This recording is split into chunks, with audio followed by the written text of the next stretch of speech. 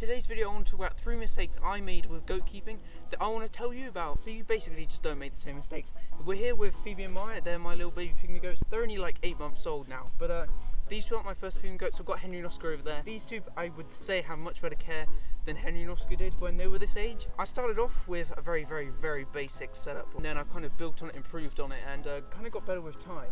And that's, I think, what you need to do with goat keeping. You always want to be constantly improving. So the first one I want to talk about is fencing, and I did a horrific job with fencing. In a village near to mine, there was some pygmy goats there, and they had a chicken wire as the fencing, and it was like, oh, that's a great idea. It's cheap, it's simple, it's very easy to put up, but the owner didn't tell us they escape quite often.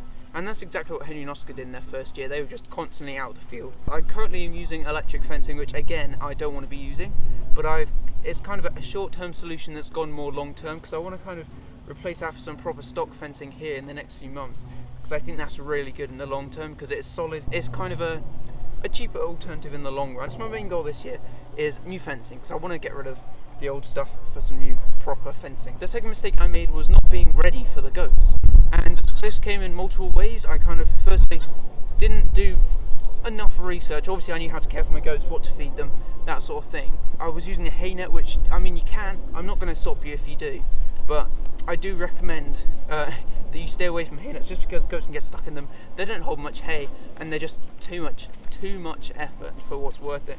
This here is basically just a hay basket thing I bought off Facebook Marketplace for the goats, and it's not incredible. It does the job, but I want to replace that as well with some hay baskets like what I've done with Henry and Oscar, and I'll go and show you that in a second. Same again, I didn't also have Henry and Oscar. I had them eating out one bowl, which was not good, because you want separate, because then it just stops them like headbutting and competing. It just makes everybody's life a lot easier.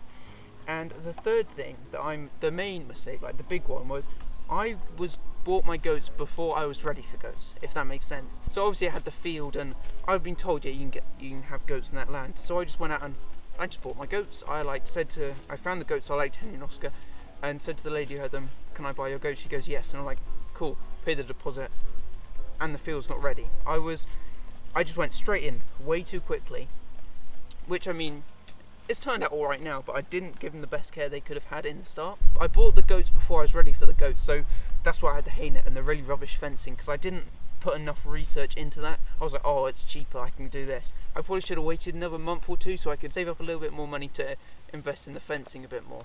I think it was the tripod, you know, because as soon as I pack it up, they're straight out there eating. But this one here, closest to us, is Phoebe, and the one behind it is Maya. They're 8 months old, they're very lovely, they're just little baby pygmy goats, and yeah, I'm really impressed with them actually, and they're doing well, and they're just very lovely. They're just very lovely goats. Right, here's Oscar. I think he wants more food. Come on, right, let's go to your hay feeder.